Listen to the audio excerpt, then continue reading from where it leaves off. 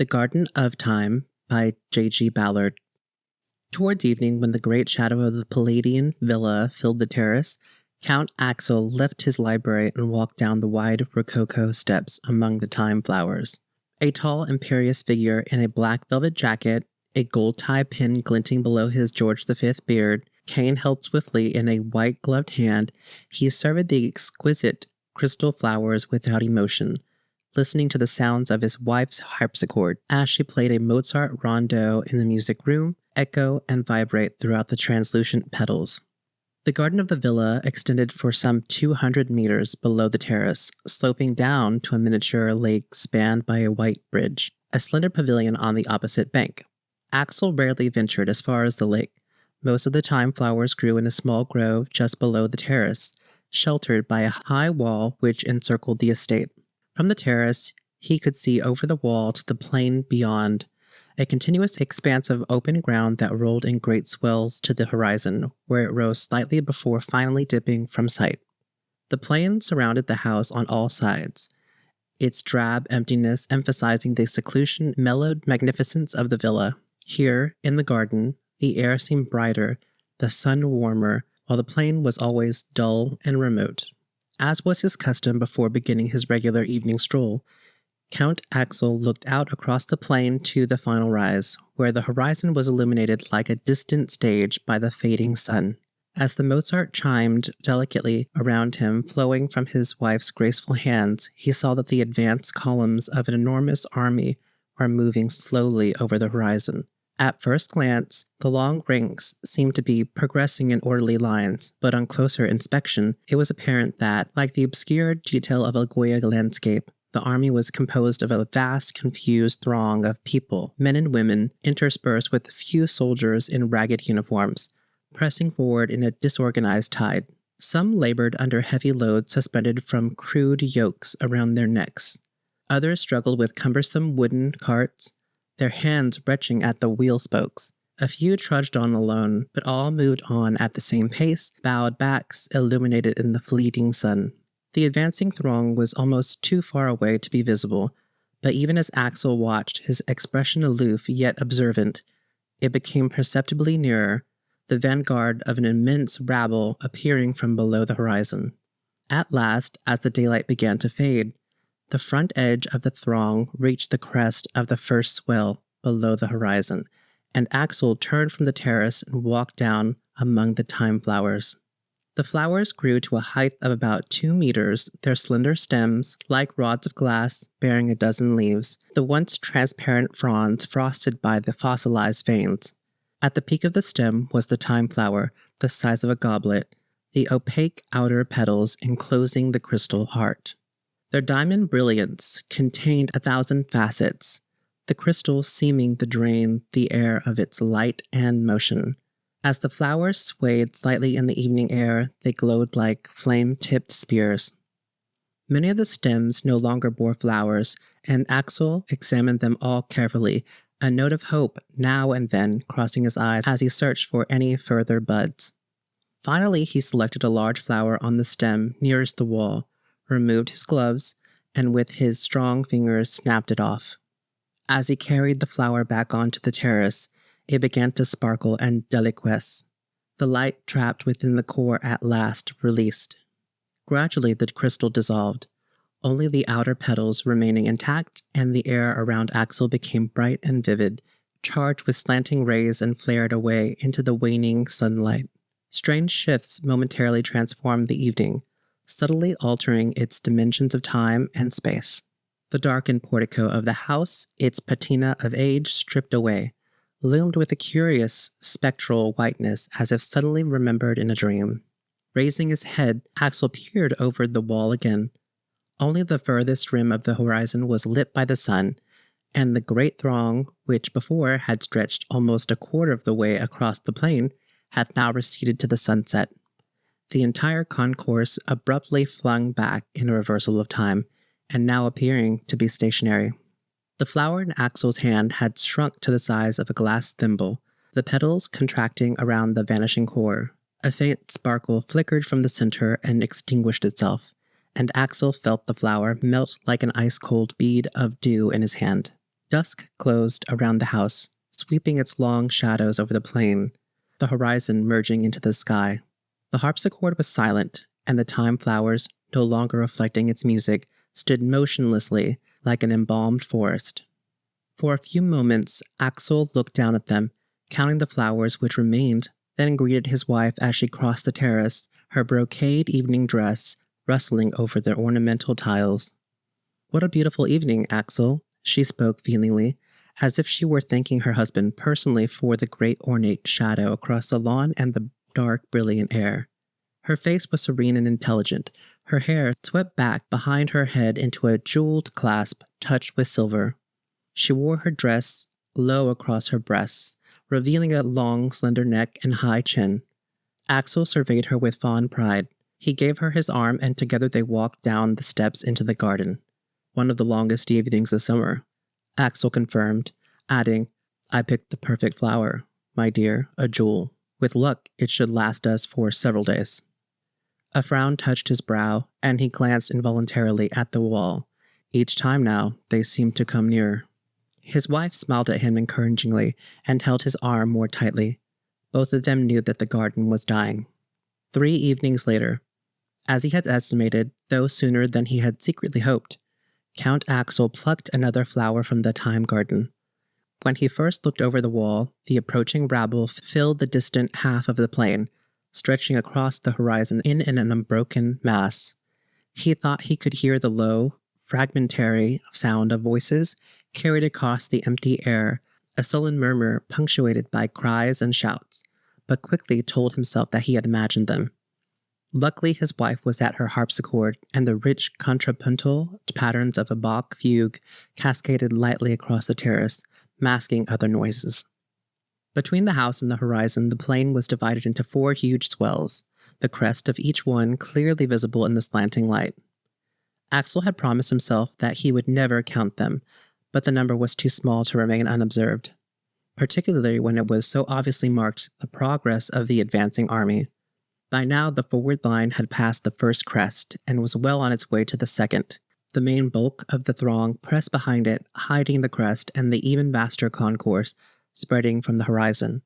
Looking to the left and right of the central body, Axel could see the apparently limitless extent of the army.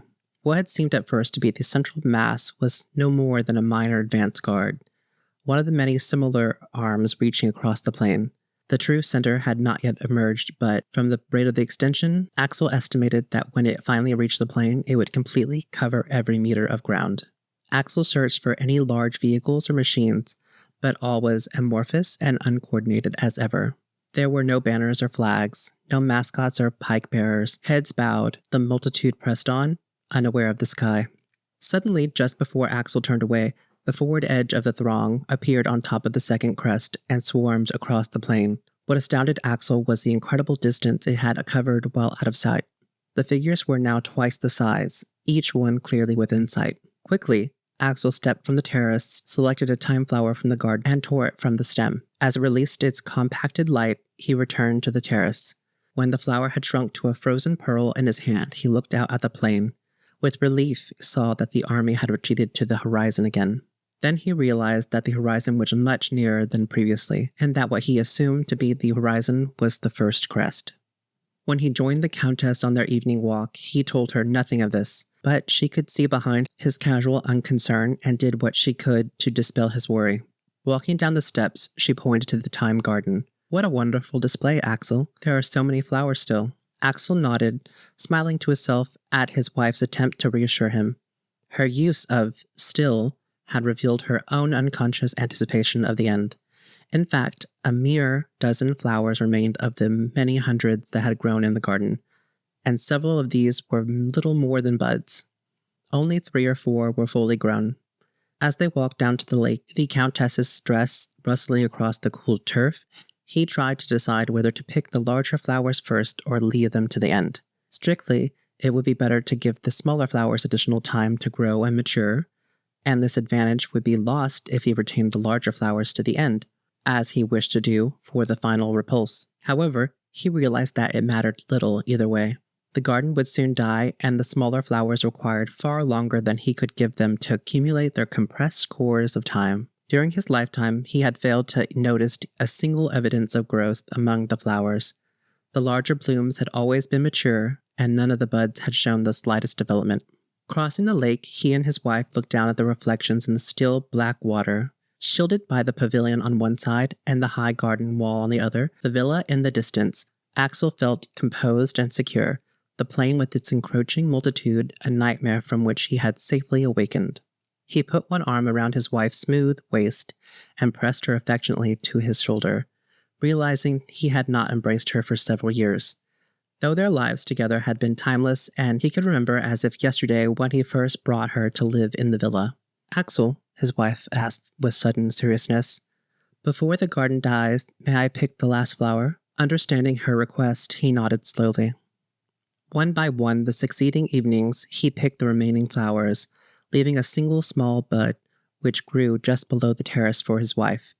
He took the flowers at random, refusing to count or ration them, plucking 2 or 3 of the smaller buds at the same time when necessary.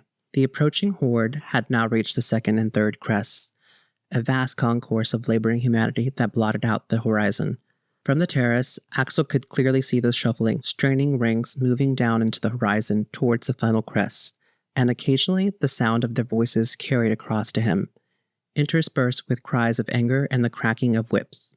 The wooden carts lurched from side to side on tilting wheels, their drivers struggling to control them. As far as Axel could tell, not a single member of the throng was aware of its overall direction. Rather, each one blindly moved forward across the ground directly below the heels of the person in front of him, and the only unity was that of the cumulative compass. Pointlessly, Axel hoped that the true center, far below the horizon, might be moving in a different direction, and that gradually the multitude would alter course, swing away from the villa, and recede from the plain like a turning tide. On the last evening but one, as he plucked the thyme flower, the forward edge of the rabble had reached the third crest and was swarming past it. While he waited for the countess, Axel looked down at the 2 flowers left, both small buds which would carry them back through only a few minutes of the next evening. The glass stems of the dead flowers reared up stiffly into the air, but the whole garden had lost its bloom. Axel passed the next morning quietly in his library, sealing the rarer of his manuscripts into the glass-top cases between the galleries. He walked slowly down the portrait corridor, polishing each of the pictures carefully, then tidied his desk and locked the door behind him. During the afternoon, he busied himself in the drawing rooms, unobtrusively assisting his wife as she cleaned their ornaments and straightened the vases and busts. By evening, as the sun fell behind the house, they were both tired and dusty. Neither had spoken to the other all day. When his wife moved towards the music room, Axel called her back. "Tonight we'll pick the flowers together, my dear," he said to her evenly, "one for each of us." He peered only briefly over the wall. They could hear, less than a kilometer away, the great dull roar of the ragged army, the ring of iron and lash, pressing on towards the house. Quickly, Axel plucked his flower, a bud no bigger than a sapphire. As it flickered softly, the tumult outside momentarily receded, then began to gather again. Shutting his ears to the clamor, Axel looked around at the villa, counting the 6 columns in the portico, then glazed out across the lawn at the silver disk of the lake, its bowl reflecting the last evening light and the shadows moving between the tall trees, lengthening across the crisp turf. He lingered over the bridge where he and his wife had stood arm in arm for so many summers. "Axel!" The tumult outside roared into the air. 1,000 voices bellowed only 20 or 30 meters away. A stone flew over the wall and landed among the thyme flowers, snapping several of the brittle stems. The countess ran towards him as a further barrage rattled along the wall. Then a heavy tile whirled through the air over their heads and crashed into one of the conservatory windows. "Axel!" He put his arms around her, straightening his silk cravat when her shoulder brushed between his lapels. "Quickly, my dear, the last flower." He led her down the steps and through the garden.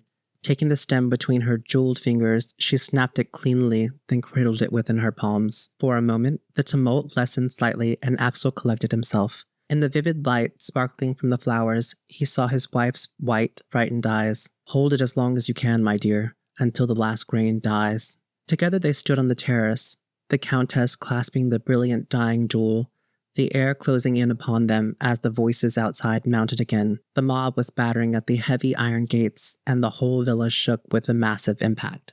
While the final glimmer of light sped away, The Countess raised her palms to the air as if releasing an invisible bird, then in a final access of courage put her hands in her husband's, her smile as radiant as the vanished flower. "Oh, Axel," she cried. Like a sword, the darkness swooped down across them. Heaving and swearing, the outer edge of the mob reached the knee-high remains of the wall enclosing the ruined estate, hauled their carts over it and along the dry ruts of what had once been an ornate drive. The ruin, formerly a spacious villa, barely interrupted the ceaseless tide of humanity. The lake was empty, fallen trees rotting at its bottom, an old bridge rusting into it. Weeds flourished among the long grass in the lawn, overrunning the ornamental pathways and carved stone screens. Much of the terrace had crumbled, and the main section of the mob cut straight across the lawn. By passing the gutted villa, but one or two of the more curious climbed up and searched among the shell. The doors had rotted from their hinges, and the floors had fallen through. In the music room, an ancient harpsichord had been chopped into firewood, but a few keys still lay among the dust. All the books had been toppled from the shelves in the library. The canvases had been slashed, and gilt frames littered the floor. As the main body of the mob reached the house, it began to cross the wall at all points along its length. Jostled together, the people stumbled into the dry lake, swarmed over the terrace, and pressed through the house towards the open doors on the north side. One area alone withstood the endless wave. Just below the terrace, between the wrecked balcony and the wall, was a dense 2-meter-high growth of heavy thorn bushes. The barbed foliage formed an impenetrable mass, and the people passing stepped around it carefully, noticing the belladonna entwined among the branches. Most of them were too busy finding their footing among the upturned flagstones to look up into the center of the thorn bushes, where 2 stone statues stood side by side, gazing out over the grounds from their protected vantage point. The larger of the figures was the effigy of a bearded man in a high-collared jacket, a cane under one arm. Beside him was a woman in an elaborate, full-skirted dress, her slim, serene face unmarked by the wind and rain. In her left hand she lightly clasped a single rose, the delicately formed petals so thin as to be almost transparent. As the sun died away behind the house, a single ray of light glanced through a shattered cornice and struck the rose, reflected off the whirl of petals onto the statues, lighting up the gray stone so that for a fleeting moment it was indistinguishable from the long-vanished flesh of the statue's originals.